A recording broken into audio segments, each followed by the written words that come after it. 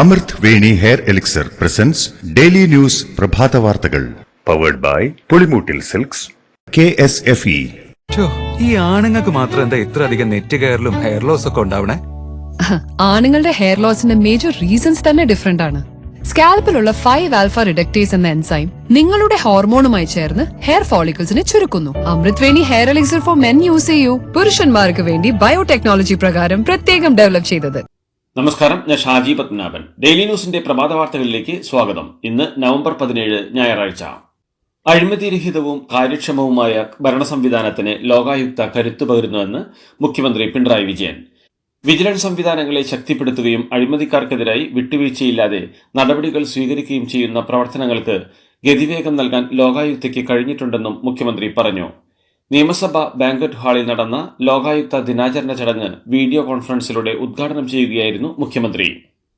വയനാട് ദുരിതാശ്വാസം വൈകുന്നതുമായി ബന്ധപ്പെട്ട് കേന്ദ്ര സർക്കാരിനെ ന്യായീകരിച്ച് ഗവർണർ ആരിഫ് മുഹമ്മദ് ഖാൻ. സംസ്ഥാന സർക്കാർ കയ്യിലുള്ള ഫണ്ട് ചെലവഴിക്കാൻ തയ്യാറാകുന്നില്ലെന്ന് കുറ്റപ്പെടുത്തിയ ഗവർണർ കൃത്യമായി കണക്കുകൾ കേന്ദ്രത്തെ ബോധിപ്പിച്ചാൽ ഫണ്ട് കിട്ടുമെന്നും പറഞ്ഞു. ഫണ്ട് സംബന്ധിച്ച് സംസ്ഥാനത്തിന്റെ വാദങ്ങൾ ശരിയല്ലെന്നും വയനാട്ടിലെ പുനരധിവാസം ഉറപ്പാക്കുമെന്ന് പറഞ്ഞ പ്രധാനമന്ത്രി നരേന്ദ്രമോദിയുടെ വാക്കാണ് മറ്റാരേക്കാളും തനിക്ക് വിശ്വാസമെന്നും ഗവർണർ കൂട്ടിച്ചേർത്തു.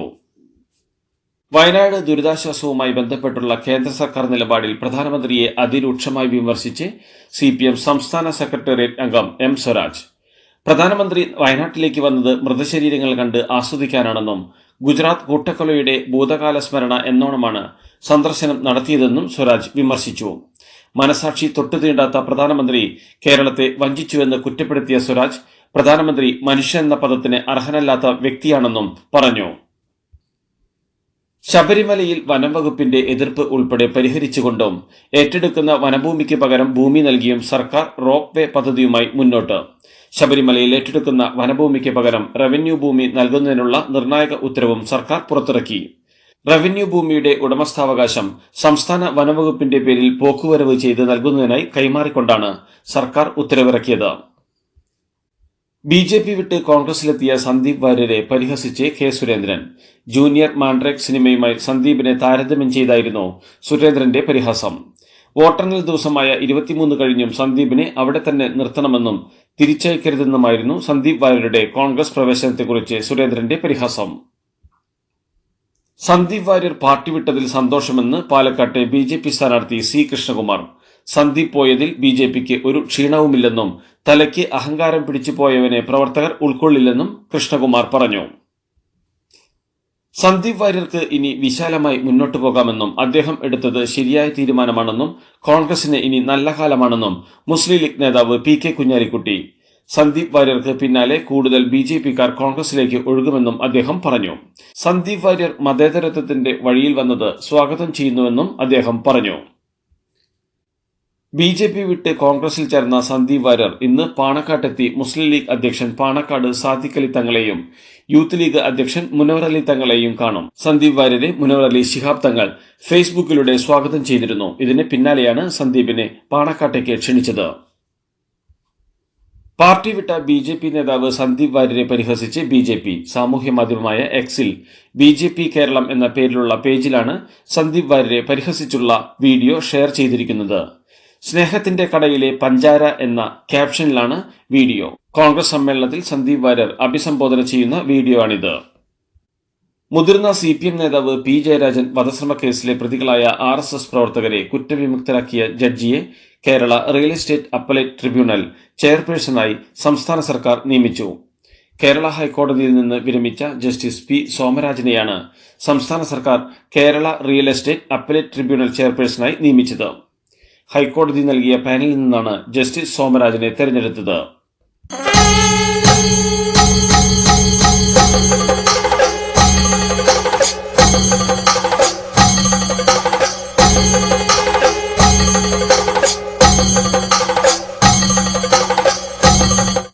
അറുപത്തൊന്ന് വർഷമായി കോൺഗ്രസ് ഭരിക്കുന്ന കോഴിക്കോട് ചേവായൂർ സർവീസ് സഹകരണ ബാങ്ക് പിടിച്ചെടുത്ത് ജനാധിപത്യ സംരക്ഷണ സമിതി. CPM പിന്തുണയോടെ മത്സരിച്ച കോൺഗ്രസ് വിമതരാണ് ബാങ്ക് ഭരണം പിടിച്ചെടുത്തത്. GC പ്രശാന്ത് കുമാർ ചെയർമാനായി തുടരും. 11 സീറ്റിലേക്കായിരുന്നു മത്സരം. വിജയിച്ചവരിൽ 7 പേർ കോൺഗ്രസ് വിമതരും 4 പേർ CPM പ്രവർത്തകരുമാണ്.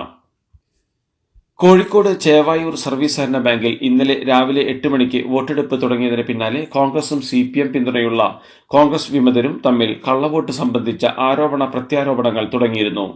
ഔദ്യോഗിക പാനലിന് വോട്ട് ചെയ്യാനെത്തുന്നവരെ വിമത വിഭാഗം തടയുകയും ഭീഷണിപ്പെടുത്തി തിരിച്ചയക്കുകയും ചെയ്തുവെന്നായിരുന്നു ആരോപണം.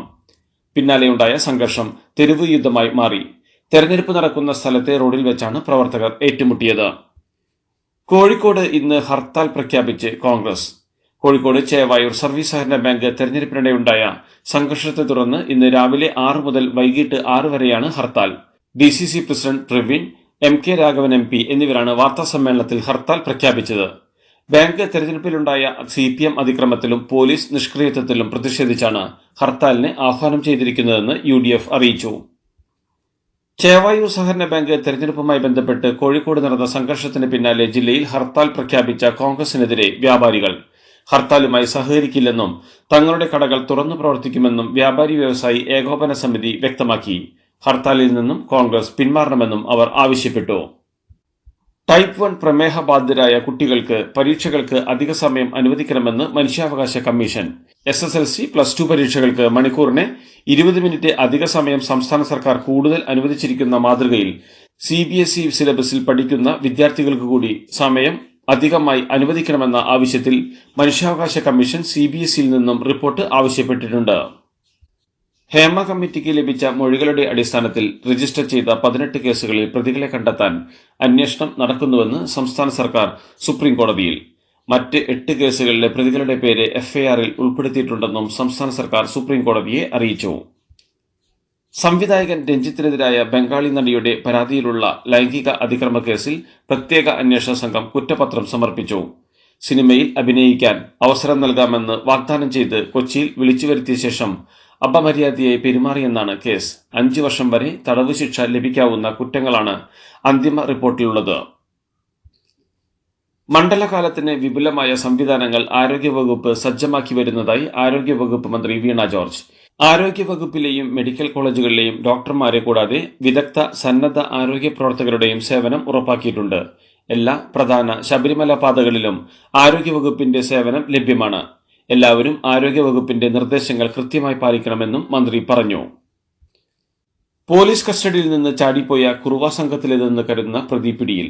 എറണാകുളം കുണ്ടന്നൂർ ഭാഗത്തു നിന്നാണ് തമിഴ്നാട് സ്വദേശിയായ സന്തോഷിനെ മണ്ണഞ്ചേരി പോലീസ് കസ്റ്റഡിയിലെടുത്തത്. ആലപ്പുഴയിലേക്ക് ചോദ്യം ചെയ്യാനായി കൊണ്ടുപോകും വഴി കസ്റ്റഡിയിൽ നിന്ന് ചാടിപ്പോവുകയായിരുന്നു ഇയാൾ.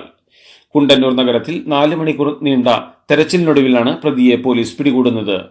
പോലീസ് ജീപ്പിൽ നിന്ന് രക്ഷപ്പെട്ട ശേഷം ചെരിവുള്ള പ്രദേശത്ത് നിന്ന് താഴേക്ക് ചാടുകയും അവിടെ ഒരു പൊന്തക്കാട്ടിൽ ഒളിച്ചിരിക്കുകയുമായിരുന്നു. നേരത്തെ തമിഴ് നാടോടി സ്ത്രീകളോടൊപ്പം പ്രതി ഒളിച്ചു കഴിയുമ്പോഴാണ് പ്രതിയെ പിടികൂടിയത്. മണ്ണിൽ കുഴികുത്തി ഷീറ്റ് കൊണ്ട് മൂടിയാണ് ഒളിച്ചിരുന്നതെന്നും ഇയാളുടെ കൈവശം ആയുധങ്ങൾ ഉണ്ടായിരുന്നുവെന്നും DYSP പറഞ്ഞു. പിടികൂടിയ ശേഷം ജീപ്പിൽ കയറ്റുമ്പോൾ സ്ത്രീകളെത്തി പോലീസിനെ തടയുകയായിരുന്നു. ജീപ്പിന്റെ വാതിൽ തുറന്നതും പ്രതി ചതുപ്പിലേക്ക് ചാടി രക്ഷപ്പെടുകയായിരുന്നു. പോലീസിൽ നിന്ന് രക്ഷപ്പെടുമ്പോൾ കയ്യിൽ വിലങ്ങുണ്ടായിരുന്നതിനാൽ അധിക ദൂരം പോവാൻ സാധിച്ചിരുന്നില്ല. മോൾക്ക് ബർത്ത്ഡേ ഗിഫ്റ്റ് വാങ്ങണ്ടേ? ഷോപ്പിൽ കൊണ്ടുപോയി ഇഷ്ടമുള്ള വാങ്ങിക്കൊടുക്കാം. അപ്പൊ ഏട്ടൻ വരുന്നുണ്ടോ? ഗിഫ്റ്റ് കാർഡ് വരും. അതെ, ഓരോ ചിട്ടിയിലും ഒരാൾക്ക് 5000 രൂപയുടെ ഗിഫ്റ്റ് കാർഡ് സമ്മാനം. മെഗാ സമ്മാനമാണെങ്കിലോ പുതുപുത്തൻ ബെൻസ് കാർ. 2ാം സമ്മാനം ഇന്നോവ ക്രിസ്റ്റ, അതും 17 ഇത്തവണ സമ്മാനങ്ങളുടെ നക്ഷത്ര തിളക്കവുമായി KSFE ഗാലക്സി ചിട്ടികൾ. 2026 നിയമസഭാ തെരഞ്ഞെടുപ്പിലെ സഖ്യത്തെക്കുറിച്ച് പ്രസ്താവന പാടില്ലെന്ന് തമിഴ്നാട്ടിലെ BJP നേതാക്കളെ വിലക്കി കേന്ദ്ര നേതൃത്വം. തീരുമാനം ഉചിതമായ സമയത്ത് കേന്ദ്ര നേതൃത്വം പ്രഖ്യാപിക്കുമെന്നാണ് അറിയിപ്പ്. ഇക്കാര്യം കാണിച്ച് തമിഴ്നാടിന്റെ ചുമതലയുള്ള BJP നേതാവ് സുധാകർ റെഡ്ഡി നേതാക്കൾക്ക് വീഡിയോ സന്ദേശം അയച്ചു. തെലുങ്കർക്കെതിരായ അപകീർത്തി പരാമർശത്തെ തുടർന്ന് നടി കസ്തൂരി അറസ്റ്റിൽ. ഹൈദരാബാദിൽ നിന്നാണ് ഒളിവിലായിരുന്ന നടിയെ അറസ്റ്റ് ചെയ്തത്. കച്ചി ബൌളിയിൽ ഒരു നിർമ്മാതാവിന്റെ വീട്ടിൽ ഒളിവിൽ കഴിയുകയായിരുന്നു കസ്തൂരി.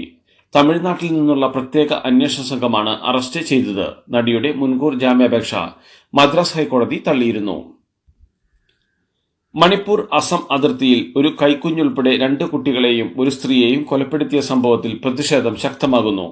പ്രതിഷേധക്കാർ 2 മന്ത്രിമാരുടെയും 3 MLAമാരുടെയും വീടുകളിലേക്ക് ഇരച്ചുകയറി. സംഭവത്തിൽ സർക്കാർ കൃത്യമായ പ്രതികരണം നടത്തണമെന്നും കുറ്റവാളികളെ ശിക്ഷിക്കണമെന്നും ആവശ്യപ്പെട്ടാണ് പ്രതിഷേധം. ഇംഫാൽ താഴ്വരയിൽ അക്രമ സംഭവങ്ങൾ വ്യാപകമായി റിപ്പോർട്ട് ചെയ്യപ്പെട്ടതിന് പിന്നാലെ മണിപ്പൂരിലെ 7 ജില്ലകളിലെ ഇന്റർനെറ്റ് സേവനങ്ങൾക്ക് നിരോധനം ഏർപ്പെടുത്തി. ഇംഫാൽ വെസ്റ്റ്, ഇംഫാൽ ഈസ്റ്റ്, ബിഷ്ണുപൂർ, തൗബൽ, കാക്ചിങ്, കാങ്പോക്പി, ചുരാചന്ദ്പൂർ ജില്ലകളിലാണ് 2 ദിവസത്തേക്ക് ഇന്റർനെറ്റ് താൽക്കാലികമായി നിർത്തിവച്ചിരിക്കുന്നത്. ഛത്തീസ്ഗഡിൽ 5 മാവോയിസ്റ്റുകളെ BSFന്റെയും ATSന്റെയും സംയുക്ത സംഘം വധിച്ചതായി വിവരം. ഛത്തീസ്ഗഡിലെ കാങ്കറിലാണ് സംഭവം. ഏറ്റുമുട്ടലിൽ 2 ജവാന്മാർക്ക് പരിക്കേറ്റിട്ടുണ്ട്. ഇവരെ റായ്പൂരിലെ ആശുപത്രിയിലേക്ക് മാറ്റി. ഇവരുടെ ആരോഗ്യനില തൃപ്തികരമെന്നാണ് വിവരം. അക്രമാസക്തനായ വിദ്യാർത്ഥിയുടെ കുത്തേറ്റ് ചൈനയിൽ 8 പേർ കൊല്ലപ്പെടുകയും 17 പേർക്ക് പരിക്കേൽക്കുകയും ചെയ്തു. ചൈനയിലെ കിഴക്കൻ നഗരമായ വുക്സിയിൽ ഇന്നലെ വൈകുന്നേരമാണ് സംഭവം. ഇറാന്റെ രഹസ്യ ആണവായുധ പരീക്ഷണശാലയ്ക്ക് നേരെ ഇസ്രായേൽ വ്യോമാക്രമണം നടത്തിയതായി റിപ്പോർട്ട്. പർച്ചിൻ മിലിറ്ററി കോംപ്ലക്സിൽ പ്രവർത്തിച്ചിരുന്ന പരീക്ഷണ കേന്ദ്രം പൂർണ്ണമായും തകർന്നതായി US മാധ്യമമായ ആക്സിയോസ് റിപ്പോർട്ട് ചെയ്തു. ആണവായുധങ്ങൾ സജ്ജമാക്കാനുള്ള ഇറാന്റെ 1 കൊല്ലത്തെ രഹസ്യ പ്രവർത്തനങ്ങൾക്കും പ്രതീക്ഷകൾക്കും ഇതോടെ മങ്ങലേറ്റതായി റിപ്പോർട്ടിൽ പറയുന്നു. ഇതോടുകൂടി ഡെയിലി ന്യൂസിന്റെ ഇന്നത്തെ പ്രഭാത വാർത്തകൾ സമാപിക്കുന്നു. ഡെയിലി ന്യൂസിന് വേണ്ടി വാർത്തകൾ വായിച്ചത് ഷാജി പത്മനാഭൻ.